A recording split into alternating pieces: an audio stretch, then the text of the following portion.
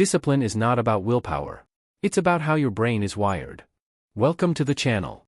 Today's video will completely change how you understand self-discipline, backed by real psychology and neuroscience. Discipline is one of the most desired qualities in modern life. Everyone wants to wake up early, exercise regularly, stay focused, avoid procrastination, control impulses, and work consistently toward goals. Yet despite strong intentions, most people fail to remain disciplined for long. This failure is often misunderstood as laziness, lack of willpower, or weak character. Psychology tells a very different story. Your brain is not designed for discipline. It is designed for survival, comfort, and efficiency. Discipline often conflicts with how the brain evolved to function. When you understand this internal conflict, discipline stops feeling like a moral struggle and starts becoming a trainable skill. This video explains why your brain resists discipline, how psychology, neuroscience, and evolution shape this resistance, and what actually works to overcome it. 1. Discipline versus survival, an evolutionary conflict. The human brain evolved over hundreds of thousands of years in environments where survival depended on conserving energy and avoiding unnecessary effort. In ancient times, food was scarce. Danger was constant. Physical energy was precious. The brain learned one rule very well.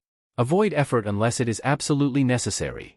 Discipline, however, demands delayed gratification, repetitive effort, discomfort in the present, rewards that come later. From an evolutionary standpoint, this looks irrational. Example: choosing to rest instead of exercising was once smart. Choosing immediate food instead of saving for later meant survival. Your brain still operates on this outdated software. That is why studying feels harder than scrolling.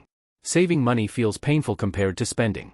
Prayer, exercise, or self-control feels like resistance.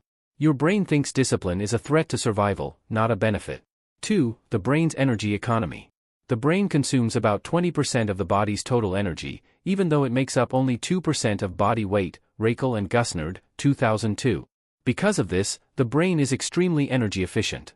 It prefers habits over decisions, shortcuts over deep thinking, familiar actions over new behaviors. Discipline requires conscious control, which burns more energy than automatic behavior. Psychology principle. The brain avoids energy-expensive processes whenever possible. This is why after a long day, you lose self-control. You make worse decisions. You avoid effort. It's not weakness, it's mental fatigue. 3. The prefrontal cortex versus the limbic system. Discipline is controlled mainly by the prefrontal cortex, the part of the brain responsible for planning, decision-making, impulse control, long-term thinking. Resistance to discipline comes from the limbic system, especially the amygdala, emotion, fear. The nucleus accumbens, reward, pleasure. Internal conflict. Prefrontal cortex, this will help me in the future. Limbic system, avoid pain. Seek pleasure now. When tired, stressed, hungry, or emotional, the limbic system overpowers the prefrontal cortex. That is why discipline collapses during stress, anxiety, sleep deprivation, emotional overload. 4. Dopamine, the motivation trap.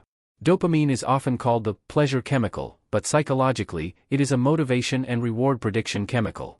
Modern life hijacks dopamine through social media, short videos, junk food, gaming, online validation. These provide fast dopamine with little effort. Discipline offers slow dopamine, delayed rewards, no instant pleasure. Your brain compares the two and chooses the easier option. Example: why work for 1 hour on a goal when your phone offers instant stimulation in seconds? This dopamine imbalance makes discipline feel boring, painful, or pointless. 5. Why willpower fails, ego depletion theory. Psychologist Roy Baumeister introduced the concept of ego depletion, which suggests that willpower is a limited resource. Every act of self-control drains mental energy, increases impulsivity later. Although debated in recent years, most psychologists agree on one thing. Self-control becomes weaker under fatigue and stress. That is why you eat unhealthy at night. You break routines after emotional days. You quit habits under pressure.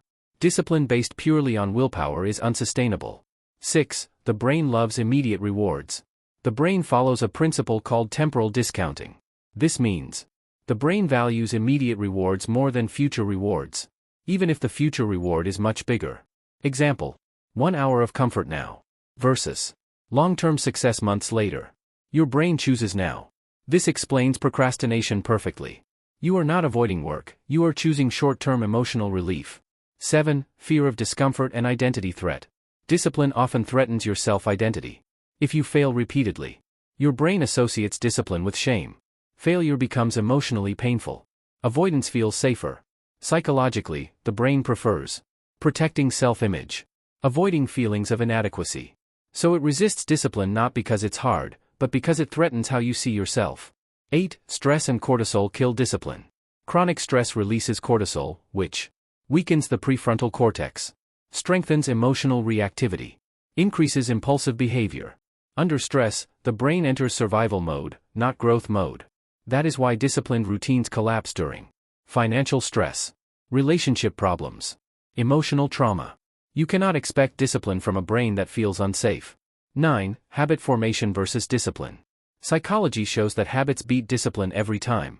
Habits are stored in the basal ganglia, not the prefrontal cortex. They require less energy, less decision-making, less resistance. Discipline feels hard because you are trying to decide every day. Once behavior becomes habit, resistance disappears, effort decreases, consistency increases. This is why environment design matters more than motivation. 10. Why self-criticism makes discipline worse. Harsh self-talk activates the threat system of the brain. Instead of motivating, it causes anxiety, avoidance, emotional shutdown.